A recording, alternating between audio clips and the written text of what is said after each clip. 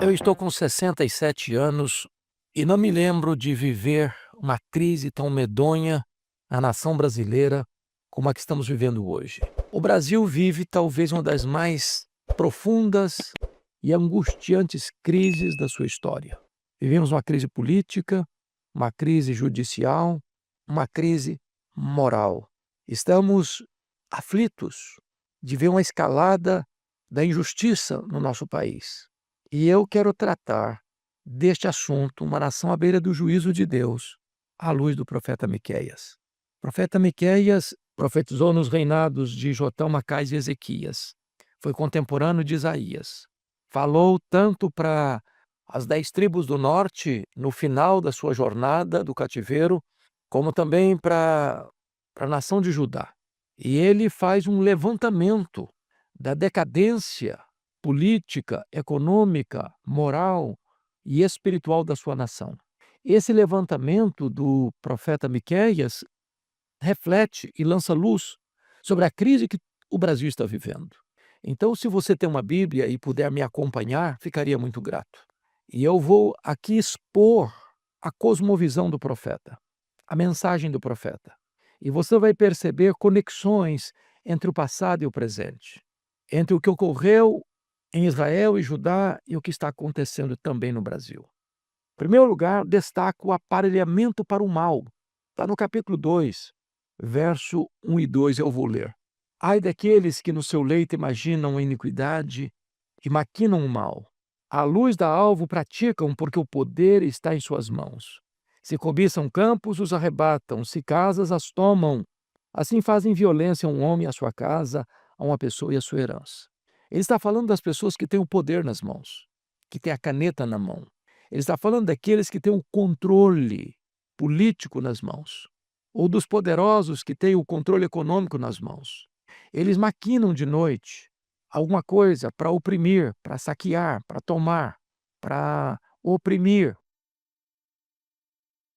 E quando o dia amanhece, eles tornam o desejo do coração realidade, porque eles têm poder nas mãos. Houve um aparelhamento do Estado para a prática da injustiça e ninguém pode detê-los, porque o poder está nas mãos deles. Eles controlam, eles fazem, e o povo não tem poder para resistir aos seus feitos. É exatamente isso que está acontecendo aqui. À luz da alva, praticam o que desejam, porque o poder está em suas mãos. Quando o poder se concentra nas mãos de alguns, e eles se tornam tão fortes e tão poderosos, que as leis não conseguem freá-los, que o sistema e o aparato jurídico não conseguem freá-los, é porque a nação está à beira de um abismo e nas barras do juízo divino. A segunda coisa que eu levanto aqui para você olhar comigo é que havia um comércio prostituído e injusto lá no passado em Israel e em Judá. Capítulo 6, versos 10 e 11 diz assim, eu vou ler. Ainda há na casa do ímpio os tesouros da impiedade, e o detestável é faminguado? Poderia eu inocentar balanças falsas e bolsas de peso enganosos? O que é que o profeta está denunciando aqui?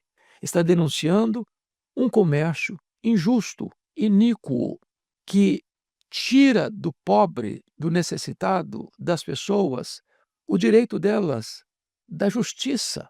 Ou seja, o ímpio está acumulando em sua casa, em sua conta bancária, em paraísos fiscais, em esquemas de corrupção, o dinheiro que deveria ser entregue com justiça às pessoas. Ou seja, ele enriqueceu ilicitamente. Não é fruto do trabalho a sua riqueza, não é fruto da bênção de Deus a sua riqueza, é fruto do roubo, da corrupção. E ainda mais, o comércio está rendido a esse sistema da injustiça, porque ele diz que existe também o detestável EFA minguado. EFA é uma medida dos produtos da agricultura, ou seja, você vende, por exemplo, 20 quilos e entrega 18, como se estivesse entregando 20. Você vende um produto como se fosse de boa qualidade, mas a qualidade é inferior. Ele diz: poderia eu inocentar balanças falsas, bolsas de pesos enganosos?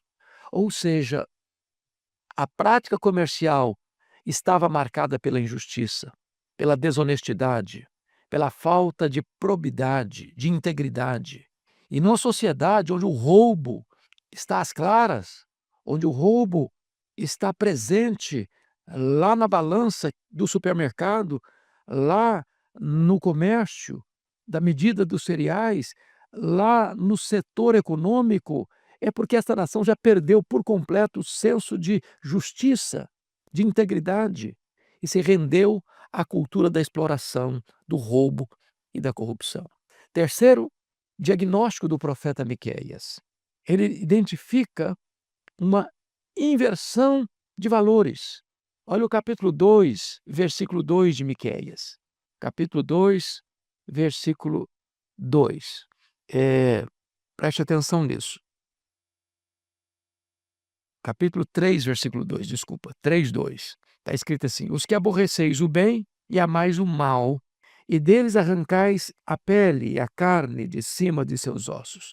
Preste atenção que se aborrece o bem e se ama o mal. Aqui não é apenas tolerância ao erro, não é apenas tolerância àquilo que é injusto, não é apenas tolerância ao roubo, à corrupção. Aqui é inversão de valores. Não é que as pessoas faziam concessão ao mal.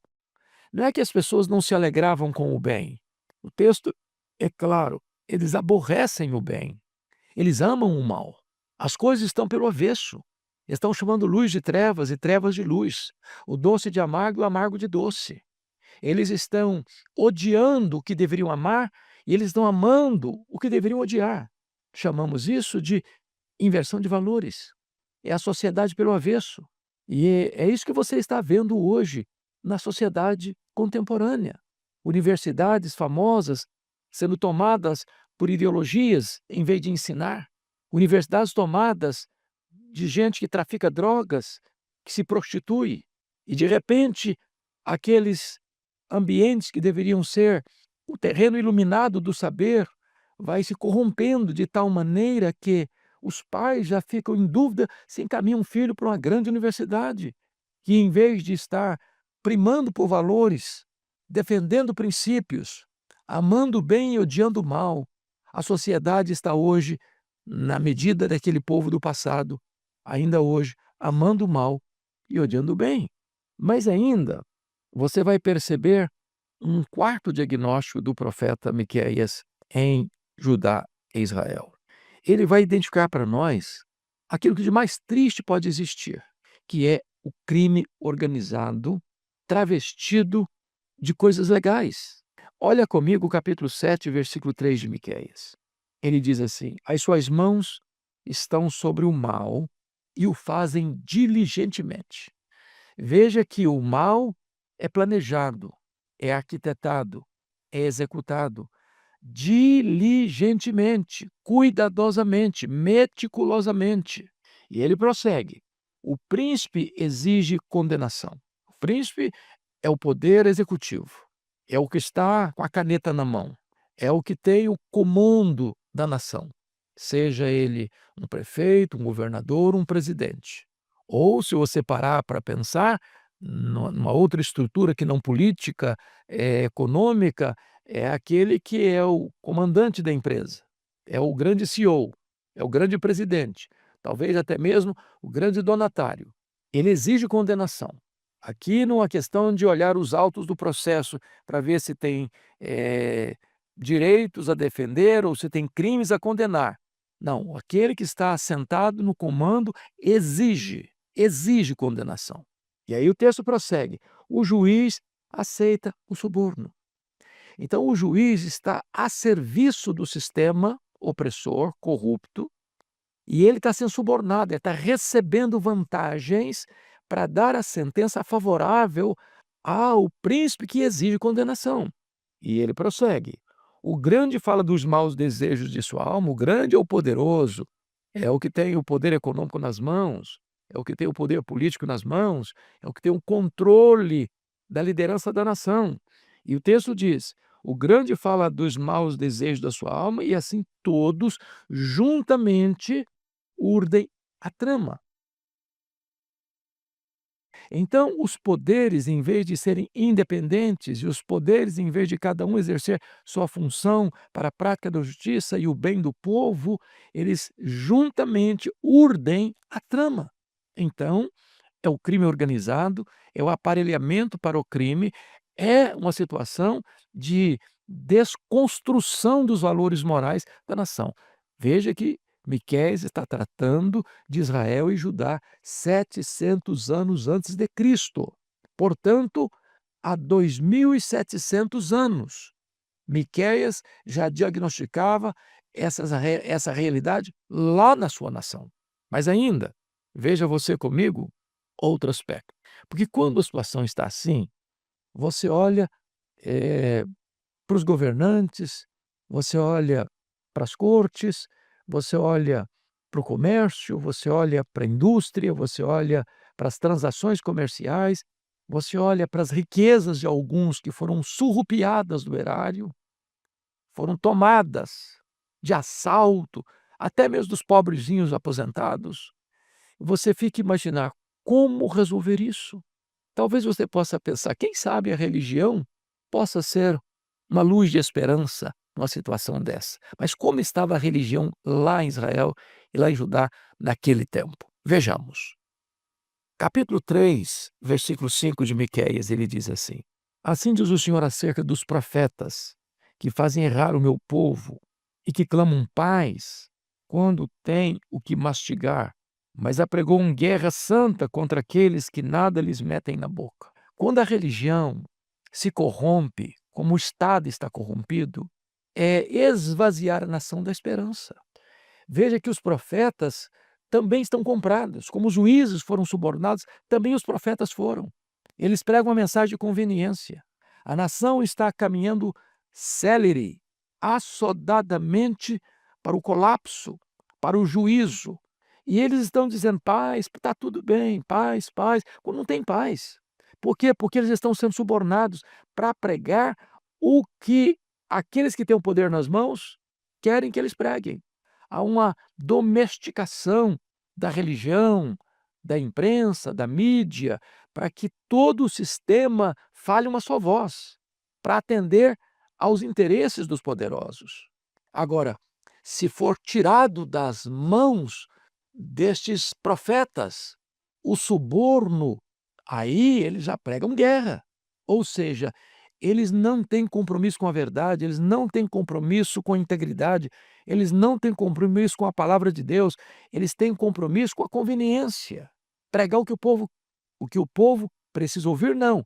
O que os poderosos querem que eles preguem. A religião está corrompida. Mas ainda, no capítulo 3, versículo 11, está escrito: Os seus cabeças dão as sentenças por suborno.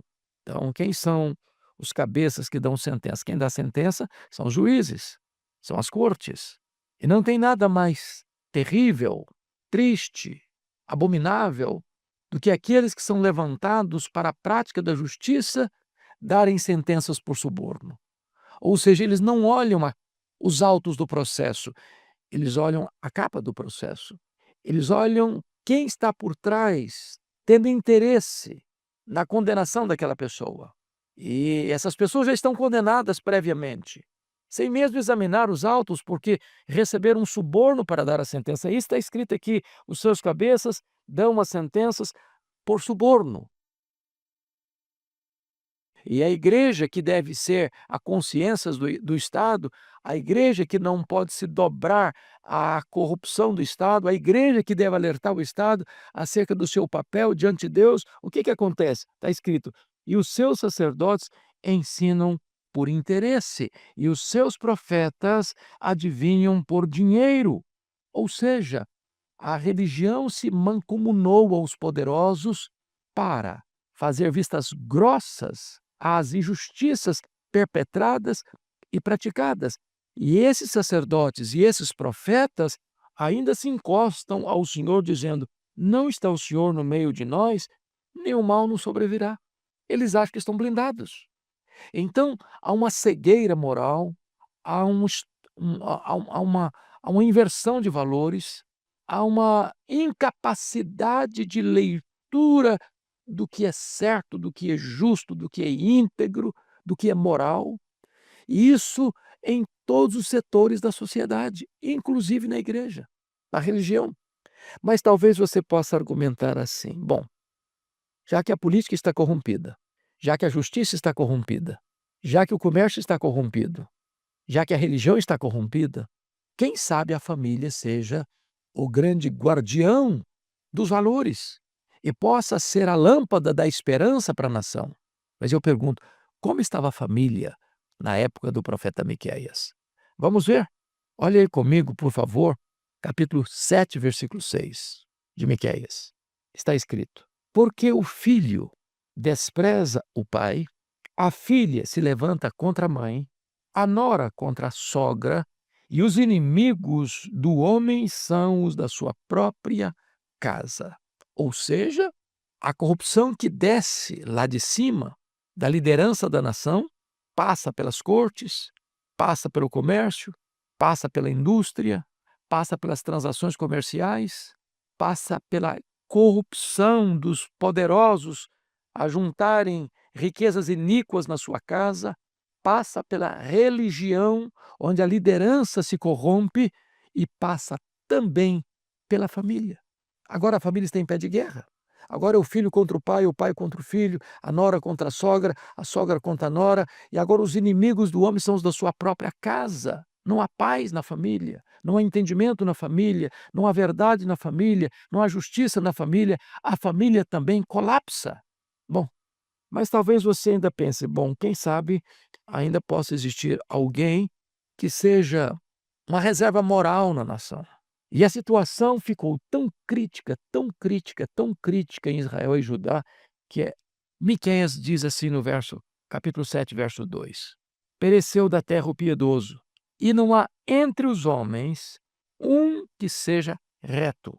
Todos espreitam para derramar sangue, e cada um caça a seu irmão com rede. Talvez uma visão triste, negativa e até pessimista do profeta, ele olha e não consegue enxergar sequer uma pessoa na terra que seja piedosa. Ele chega a dizer: não há entre os homens sequer um que seja reto. Com tristeza, ele diz: pereceu da terra o piedoso, onde não há mais lealdade, onde cada um caça o outro para derramar sangue e tirar proveito. É o colapso da nação. Então, a pergunta é: o que vai acontecer a essa nação que se corrompeu do alto a baixo, do topo da pirâmide à base da pirâmide? O que vai acontecer? Bom, sabe o que vai acontecer? Ele responde no capítulo 6, verso 16. Por isso, disse o Senhor, eu farei de ti uma desolação e dos habitantes da tua cidade um alvo de vaias, e assim trarei sobre vós o opróbrio dos povos. Sabe o que aconteceu? Miqueias está profetizando os dias de Ezequias. E foi no governo de Ezequias em Judá, em Jerusalém, que Israel, as 10 tribos do norte, caíram nas mãos do poderoso Império Assírio, no ano 722 a.C. Depois de 3 anos de cerco à cidade de Samaria, a cidade caiu. O reino do norte foi levado cativo para a Síria, para Nínive. O rei Sargão II trouxe povos estrangeiros para morarem na região onde alguns poucos ficaram. E essa miscigenação racial é que gerou o povo samaritano, que tornou-se inimigo figadal do povo de Israel por mais de 700 anos. Barreira só rompida no tempo de Cristo, onde o evangelho de Cristo derruba a parede da inimizade e o evangelho alcança a província de Samaria e reata as relações truncadas e estremecidas entre judeus e samaritanos. O mesmo aconteceu com Judá, que também não emendou seus caminhos. Alternava, é bem verdade, entre reis piedosos e reis maus. Mas depois da morte de Josias, que foi o último rei piedoso de Judá, todos os outros que vieram na esteira foram homens maus, perversos, que não ouviram os profetas de Deus, prenderam, torturaram, e então, em 606, a Babilônia, que havia derrotado o Egito e a Síria, em 605, agora cerca Jerusalém em 3 turnos, e em 586, Jerusalém é tomada pelo exército caldeu. A cidade é arrasada. O templo de Salomão é destruído. E o povo de Judá é levado para o cativeiro na Babilônia, para uma amarga escravidão de 70 anos. É claro que Deus é o reto juiz. E porque a nação não ouviu a voz de Deus, ela teve que enfrentar o juízo de Deus. Agora, ainda quando Deus disciplina, Deus não deixa de amar, porque há esperança, ainda há esperança, onde há arrependimento. E eu chamo a sua atenção para 3 verdades aqui. O que é que Miqueias fez no caos que se estabeleceu em sua nação? Ele responde no capítulo 7, verso 7, assim: Eu, porém, olharei para o Senhor, esperarei no Deus da minha salvação. O meu Deus me ouvirá. Ele olha para a terra e não vê nenhuma saída. Ele vê a sua nação se corrompendo de alto a baixo. Ele vê a violência campeando nas ruas. Ele vê a injustiça nos governantes e nos juízes. Ele vê os poderosos maquinando o mal no leito e de manhã praticando o mal porque o poder está nas suas mãos. Ele lê os poderes constituídos juntos, tramando, urdindo a trama contra o povo. Ele vê a religião corrompida, a família corrompida. Ele olha e não vê sequer uma pessoa justa, piedosa na terra. Parece que na terra não tem mais solução, na terra não tem mais esperança. E quando ele não encontra nenhuma âncora de esperança na terra, ele olha para cima e diz: Eu, porém, olharei para o Senhor. Esperarei no Deus da minha salvação. Meu Deus me ouvirá. Mas, em segundo lugar, ele olha para o futuro, para a possibilidade de um rei justo, que venha estabelecer o seu reino de justiça. E ele escreve no capítulo 5, verso 2: E tu, Belém Efrata, pequena demais para figurar como grupo de milhares de Judá, de ti me sairá o que há de reinar em Israel, e cujas origens são desde os tempos antigos, desde os dias da eternidade. Ele olha para frente e vê a promessa do Messias. Ele vê a promessa do filho de Davi. Ele vê a promessa de Jesus, aquele que veio para reinar em Israel com justiça. Ele tem suas origens na eternidade. Ele é o próprio Deus eterno, porque a Bíblia diz: no princípio era o Verbo, e o Verbo estava com Deus, e o Verbo era Deus. Quando tudo teve um princípio, ele já existia. Mas ele veio, nascido de mulher, nascido sob a lei, nascendo em Belém da Judéia, a mesma cidade que Davi nasceu, Belém, Betlehem, a casa do pão. Nasce na casa do pão o pão da vida. Aquele que veio para exaltar a justiça, aquele que veio para restabelecer a verdade, aquele que veio para denunciar o mal, aquele que veio para resgatar com o seu sangue aqueles que estavam chafurdados no pecado, nas mazelas e na iniquidade, aquele que veio para trazer esperança para o mundo, porque ele é o Salvador do mundo, o Messias. Mas ainda, Miqueias olha para a sua nação tão corrompida, tão devastada, tão castigada, tão afligida pelo chicote dos opressores, para um povo rendido ao pecado, dos ricos aos pobres, dos doutores aos analfabetos, dos líderes religiosos aos não religiosos, uma nação rendida ao pecado e à iniquidade. E ele fala, ainda que Deus é misericordioso e perdoador.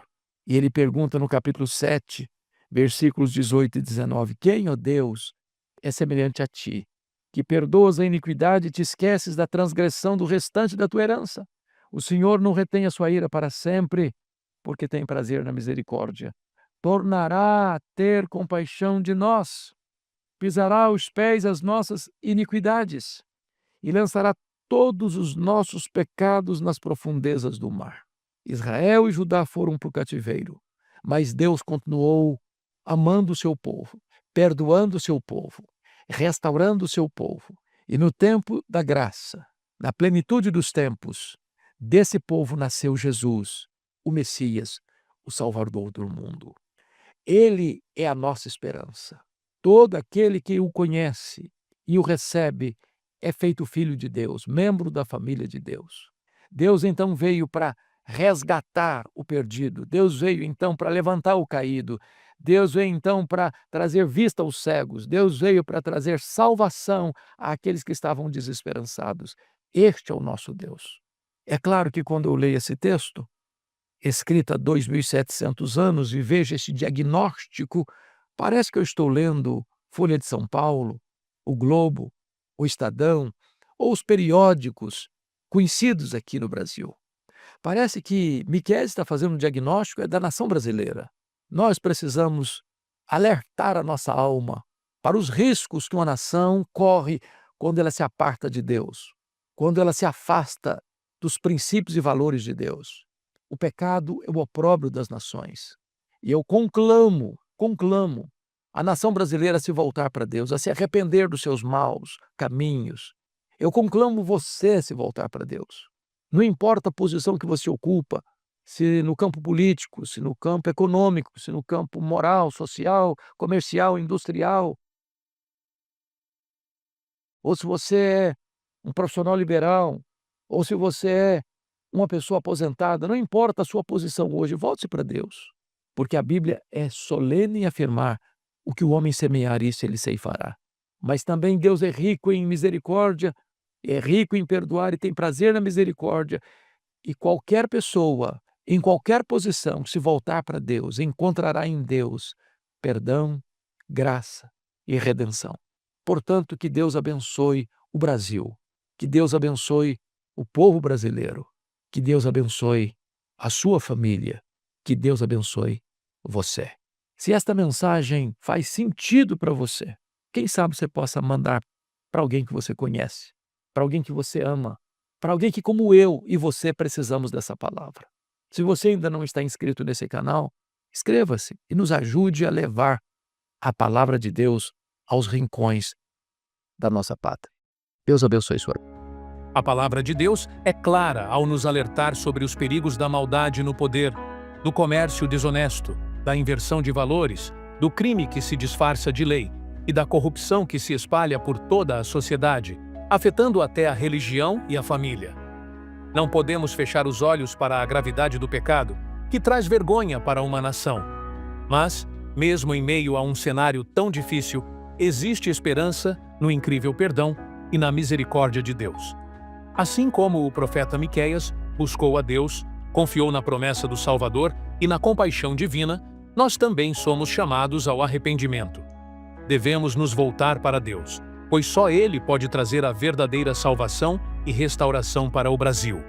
Sinta-se à vontade para debater respeitosamente sobre este tema na seção de comentários. Não se esqueça de deixar um gostei e se inscrever no canal para receber os próximos vídeos. Um abraço a todos e fiquem com Deus.